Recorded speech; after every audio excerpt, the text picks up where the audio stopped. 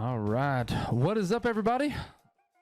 My name is Pastor John, and we want to welcome you to week 4 of our series called Stretched. Again, I have my buddy Mike Mankin here with us. He taught tonight in our student ministry, and so he is going to teach with us tonight, and I'm really excited about it. Again, if you don't remember from last week, Mike is a good friend, serves in our student ministry, graduate of DTS, all sorts of good things, but we are talking about stretch. Now, okay, before we get into this, Mike, what has been one of your favorite things about this series? I didn't say I was going to ask this, but what has been one of your favorite things about this series so far?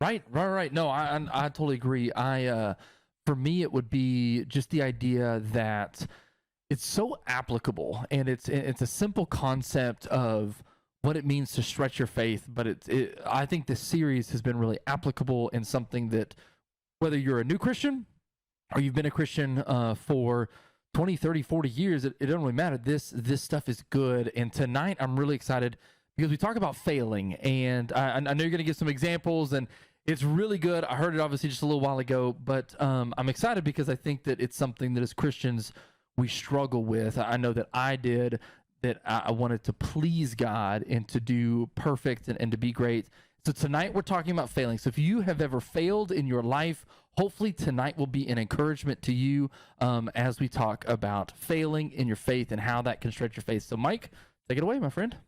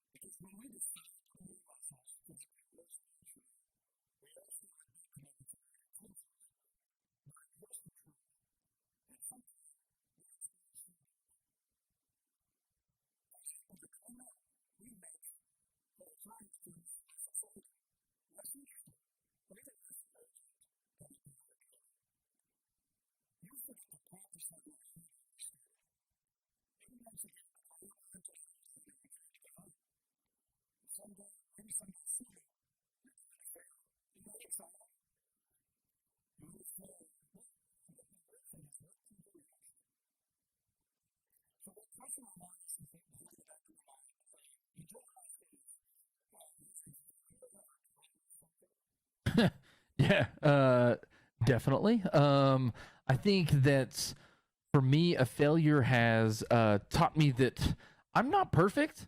I certainly strived to be in high school, and just wanted to always feel like I was good enough for my parents, for my friends, for God, for my church, my youth pastor. And so a failure was really humbling for me because I just felt like I'm not good enough. And so that, and we'll talk more about that later, I think. But yeah. So for me, that, yes, absolutely.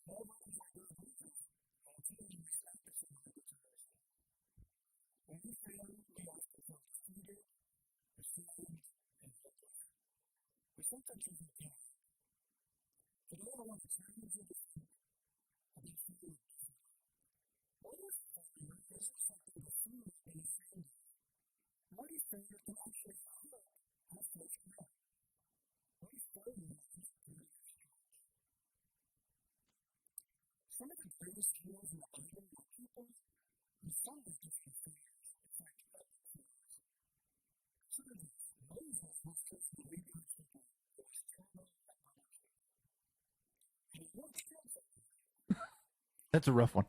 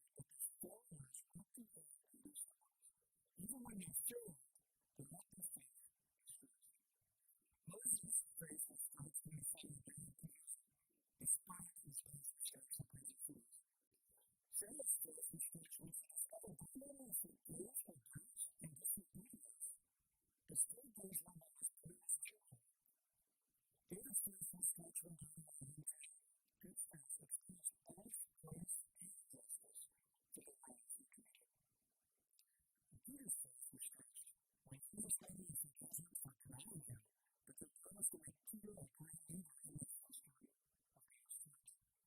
All these people are famous, but the followers hate and anger their stories. These followers of the follow just another street that helps them to destroy their faith. So what is it is that influential leaders in the history of the church, and his letter to the Hebrews one about reading this point. Also used to follow the original Bible.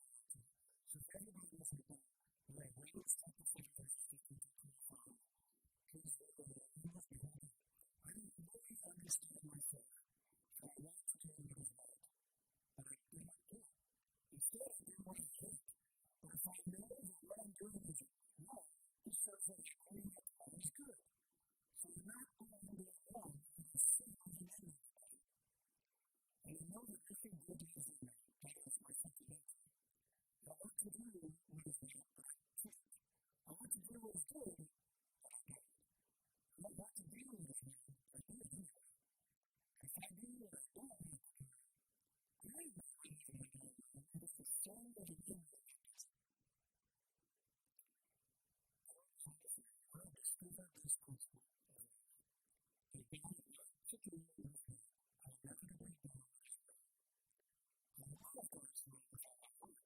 There is another power within me that is at war with my heart. This power makes me a slave to the sin that is still within me. Oh, what a lovable person I am. Who will finally find this life that is dominated by sin? Thank God, the answer is Jesus Christ.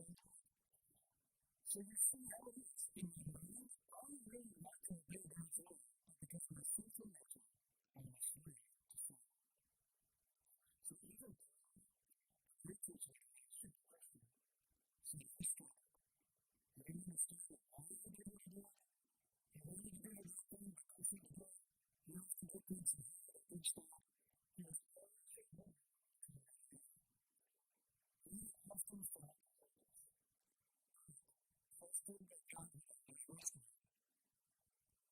So in your Bibles, each of the 12 the second Corinthians chapter 12, verses 7 to 10. And I'm just going to explain what the apostle to the Christians in the city's time. He spoke about specific areas of life that he was going to do. In 2 Corinthians 12, verses 7 to 10, he says, even though I'm wrestling for the beautiful and beautiful salvation, so I keep me from the broken ground that is given a thorn in my flesh, and the message of himself eternally keep me from the cleansing of life. 3 different times that both of them talk about. Each time he said, my grace is already in me. My power works best in weakness. How? And he says, so now I am glad to boast about my weaknesses, so that the power of Christ can work through me. That's why I take pleasure in my weaknesses, and in the hardships, and the hardships, and persecutions and troubles that I suffer for Christ.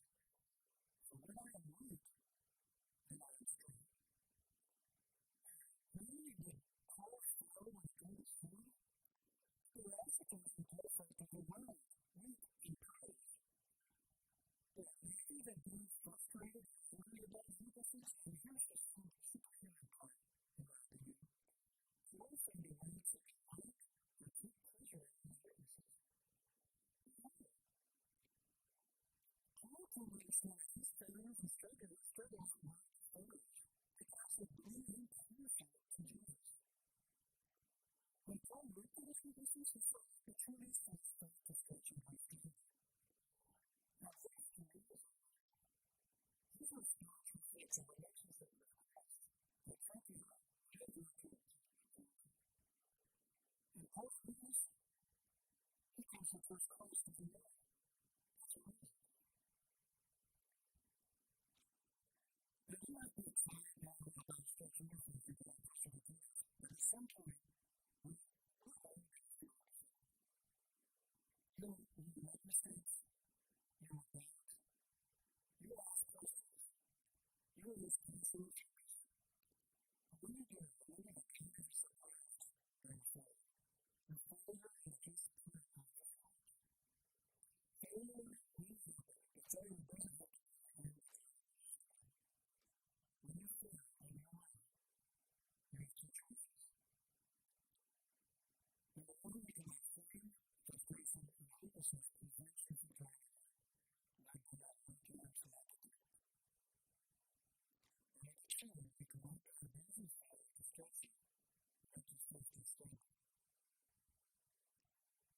Next time you fail, whether it's next week or the next 8 minutes, I hope you choose to keep moving forward and keep stretching things out. Because it stretches you even when you fail.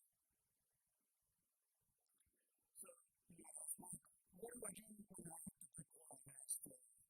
How do I turn my weakness, my suffering, my sin into a gift? But there's an image of what you have to do when you fucking be fine.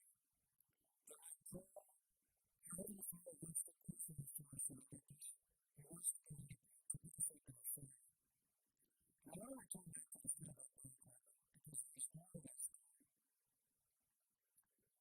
When you come to this training and break your meaning, you do what was supposed to do on one thing, that's to get you. Now, you start to do one step at a time, and it really takes pain. It was compelled with years of training, all the months, years of discipline, to finish the race, even though it wasn't going to be a pretty finish. What's even more amazing is that it's fine from all the screens of how to finish that finish. And this is the biggest picture of life that I've been on. Life is often not pretty. It's actually pretty messy. And all this future is a fierce the race and our weakness. So to finish it, keep the image in your mind is that you can treat this advice and how to turn failure into a strength. And before you fail, get in a community. Surround yourself with people who want to see you succeed and be the kind of person who helps others through their failures. Ask someone to hold you accountable. Reach out for help.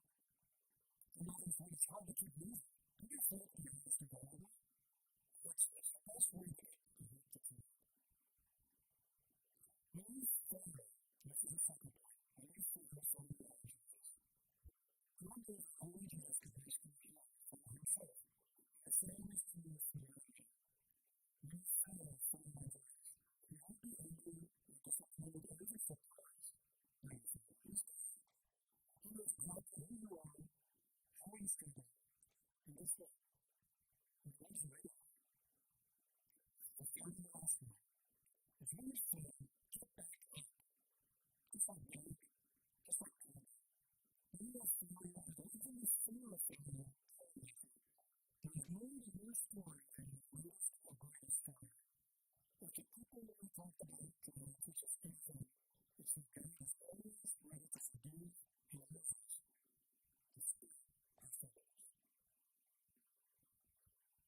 And I think it's good. And again, we wanted to encourage people that failure is okay. That, and we'll talk more about it here with students in just a second. But that the idea that failure doesn't mean that you're disqualified. Failure just gives you an opportunity to be picked up by God to do great things. So what we're going to do now as a part of our series is invite some students to jump in the conversation with us. And so I think we have some students on here with us as a part of this. So Hunter and Michaela are going to jump in, and Jackson, I know you might not even have gotten a chance to listen to it, but we want to ask them some questions and to see what how they have overcome failure in the past. So we always started off with something a little bit kind of more kind of calm and to kick off the discussion. But Hunter and Michaela, the question for you guys is, have you ever tried to learn something that required a lot of trial and error? Or another way to say that would be, have you ever tried to do something that you failed at, and what was it? Oh, yeah. The first time I ever got on a bike, I ran straight into a fence. Really, I was 7, Okay. almost got myself concussion. It so was you bad. ran straight into a fence. The first time you got on a bike, you ran straight into a fence? Yeah, and I was happy because I actually could ride the bike.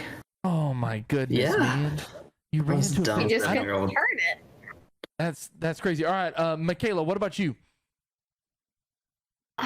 Nothing comes to mind at the moment, but yes, something must have been. Just nothing specific comes to mind. Okay. What about you, Mike? What's something you failed at?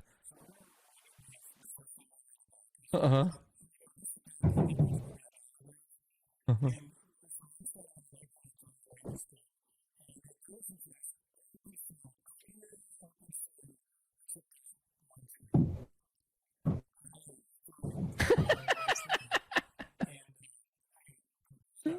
I bet you did. Uh-huh. Uh-huh. Yeah. Yeah. I can remember I was in Mexico on a mission trip, and I was playing soccer. And people who know me well know that I love soccer. And I was in high school, and I was playing soccer with a bunch of the local kids in the kind of the community we were in. And it really was kind of just they were playing, and I walked out there. I'm in my dress pants, I'm in my dress shoes, but I see a soccer game after we have a Bible study, and I asked my youth pastor, "Can I go play?" And he said yes.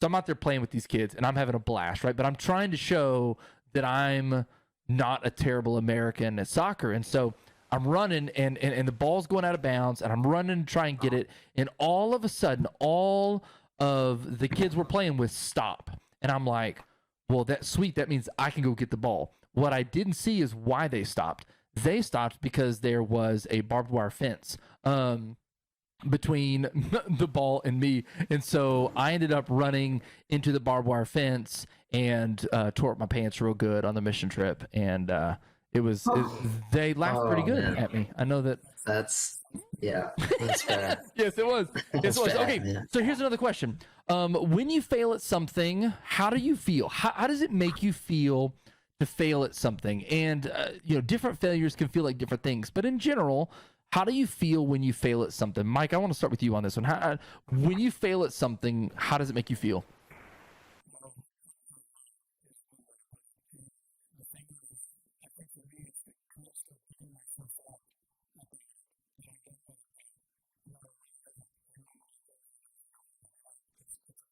Okay, good. That's depressing. All right. What about you, Michaela? How do you feel when you fail? First, probably embarrassed. Uh-huh. And then I get really angry, and I have no desire in me to ever do whatever that was again. I just want to kind of put it behind me and forget about it. Yep. Just ignore that it ever happened. I like it. Yep. Good. What about you, Hunter? Yeah, I definitely feel embarrassed whenever I fail, and I will get beat red. So That's if you ever good. see me get beat red, yeah, That's it's bad. good. I actually like that because I definitely turn pretty red too when I fail at something. For me, it is I usually get really frustrated, and if it's something that I'm trying to be better at, then I can expect failure, and so it discourages me. But sometimes it motivates me to be better or to do it again and to do it again and to do it again because I have to go in. I'm going in expecting some failure because obviously I'm like y'all. I mean, if I fail at something I'm trying at or something I should be good at, and I fail at it, I get really frustrated. But there's times where I failed, but I'm expecting to fail, and so I'm using it to try and get better at something as a part of this. Okay, so here is a question: what has failure taught you guys? Failure, yeah, I think that's one of the things that certainly we teach in sports, and coaches teach it, teachers teach it. That's biblically we can teach it. What has failure taught you at some point in your life? Hunter, Michaela, you go first. Okay. I guess failure just teaches me like not to give up. It really motivates me. That's good. I like it. What about you, Michaela? To not do that same thing again. Okay. Yeah. So just not to repeat the same failure. You learn from your mistakes. Yes. That's good. What about you, Mike? Uh-huh. Uh-huh. Uh-huh. Right. Right.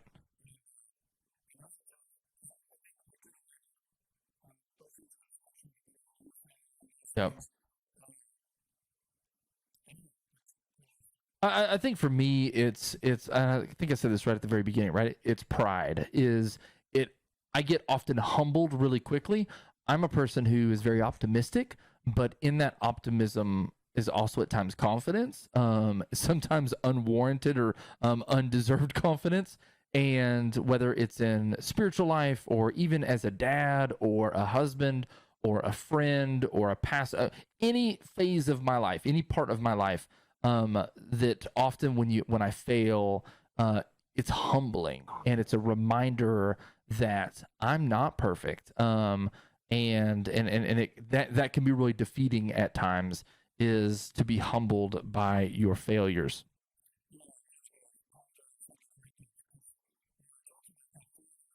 Yep. Right. Uh-huh.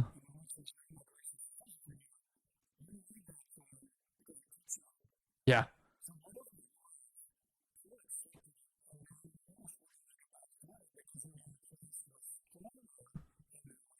Yeah, that's really good. That's really good. Okay. Hey, next question. Have you ever felt like you have failed God? And I think this is a really good one and a really important one.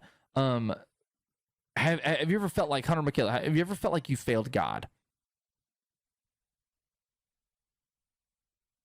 I guess I probably have at some point, but it's probably not been something huge, I guess. I mean, I know that I'm not worthy of his love or grace or mercy. But sometimes I fall short when I make a commitment to read the Bible and then I don't end up doing it. And then I feel really ashamed and I just feel like I've failed God by not doing what I committed to. That's good. That's really good. What about Yeah. you, Hunter? Definitely.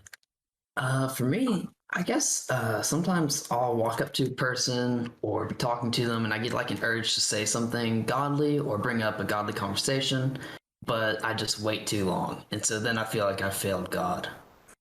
That's really good. That's really good too. Mike?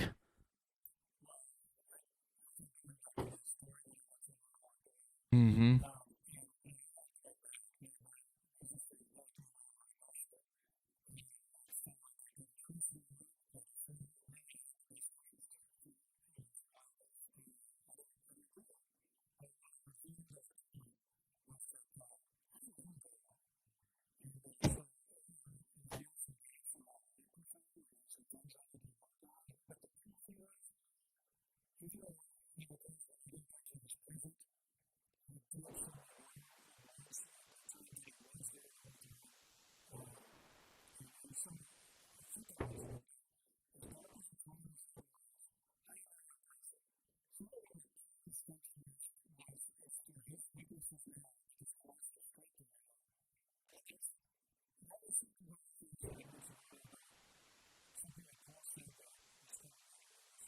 Mm-hmm.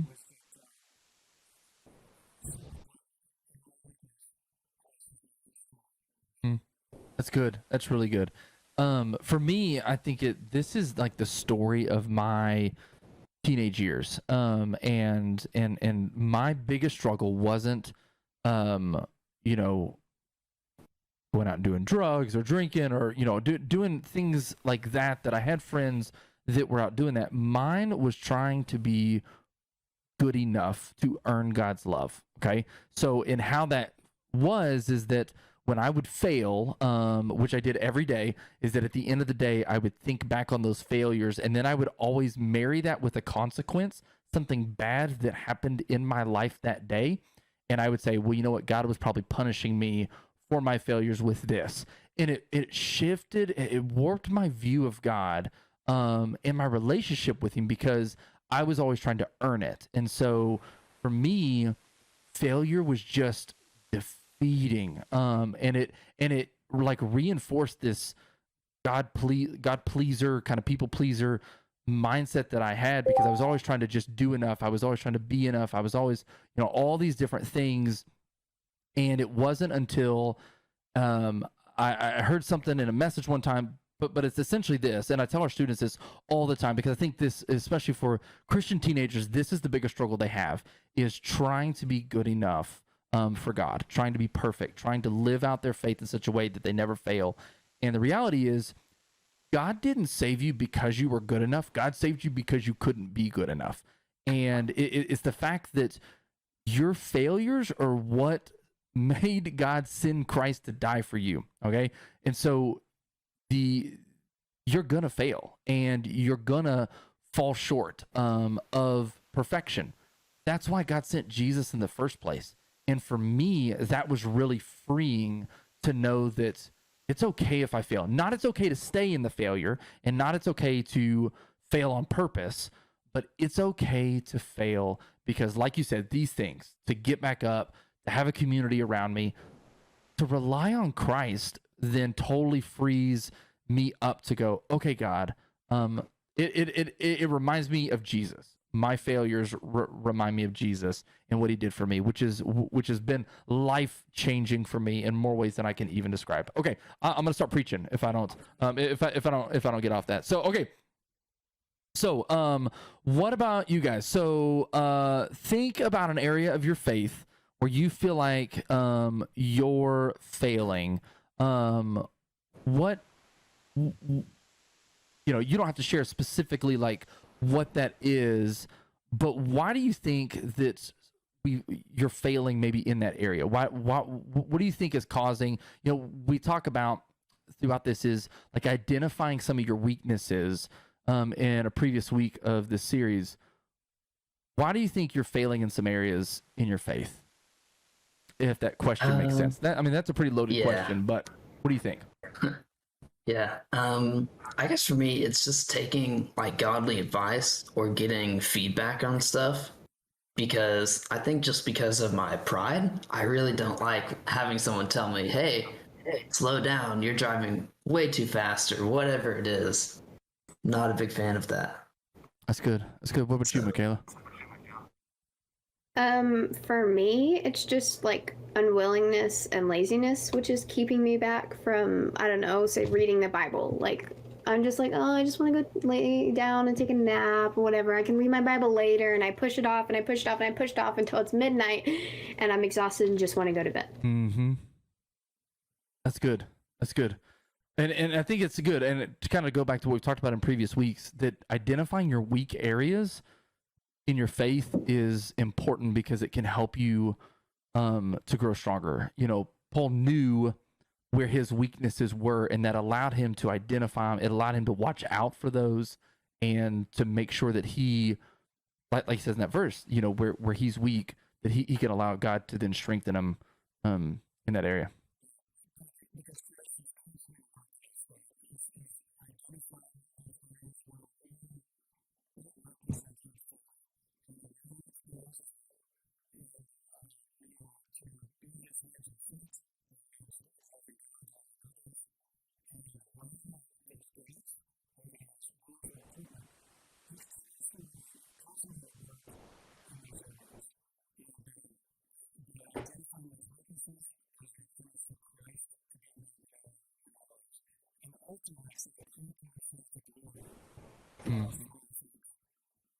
That's good. And now to kind of move on to another thing, because we don't want to just end with failure, right? Because that's not where the story ends. And you talked about that. One of the examples you gave was Peter, and after he failed Christ and denied Christ 3 times, which Jesus foretold about him and said, this is going to happen. And Peter denied that, and then he denied Christ, but he's restored at the end on the beach with Christ. So I guess the question for you, Hunter, Michaela, what do you think that story shows us about God when Jesus restores Peter, and then not only restores him, but says, you're going to be a cornerstone for the church to come? What do you think that shows us about God? I think just for me, the takeaway from that story is that even though you might think you don't have a purpose or a use, God still has a good use for you. That's good. What about you, Michaela? I think it just shows how much he loves us. That even though like Peter messed up, he messed up pretty big. But God's like, hey, you messed up, but I'm forgiving you. You're restored. And I think it just shows that he's a very loving and merciful God. That's good. Okay, so how do you guys feel like that God helps us to get back up after our failures? How does he maybe restore you, or what are some ways in your life that you've been restored? And Mike, you can even start with this one. How do you feel like God has helped you to get back up after failures?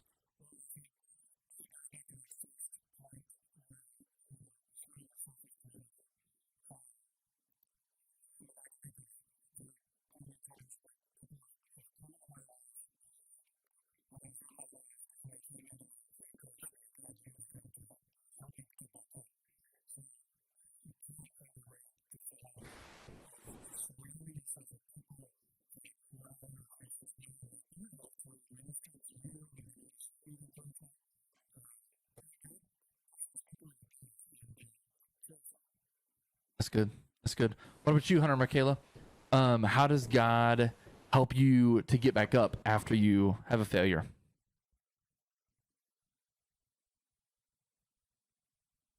I think there are many different ways he can help us up. He can encourage us, is one way, just putting little things in our life that encourage us to get back up. He can use others to help us get back up. The list honestly goes on and on. That's good. What about you, Hunter? I think just letting me know like that he still loves me, like no matter what I've done.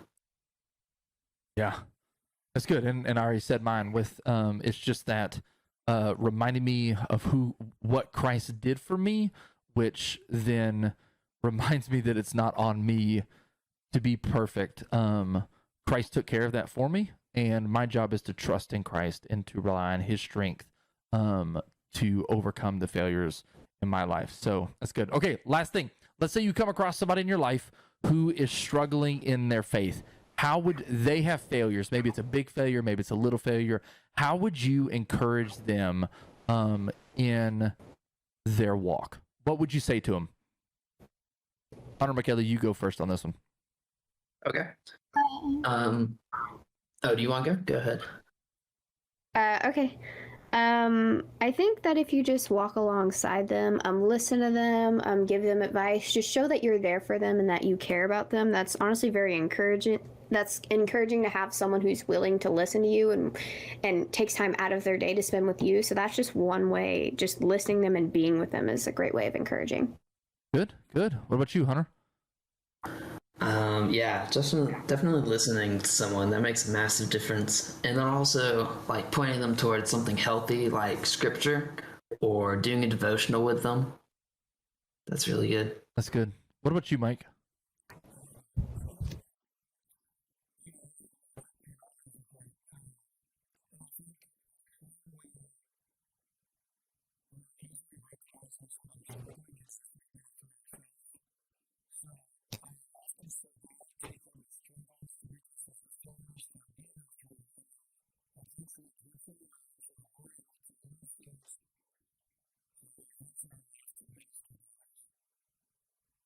That's good.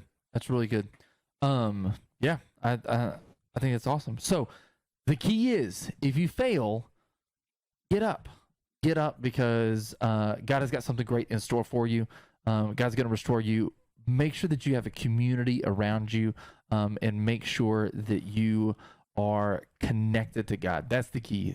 With all the stories I'm reading through the Old Testament as part of my year reading through the Bible, and the differences between the people in the Bible, the kings and the leaders who failed and succeeded, if you look at their life as a whole, often is, did they trust God after their failures?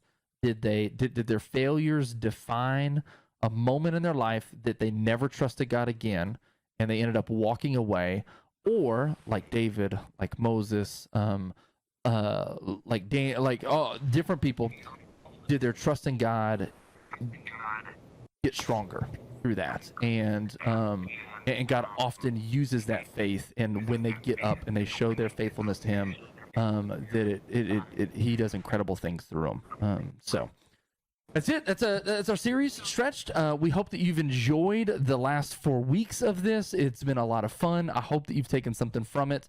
I hope that you have found opportunities over the last couple of weeks to show love to others, and to show love to the people around you, and to see how you can love God better with your lives. That's a big part of this, is loving God and loving others. So we thank you for being a part of it. We are going to come back here in just a minute and play some games, but until then, we will be right back.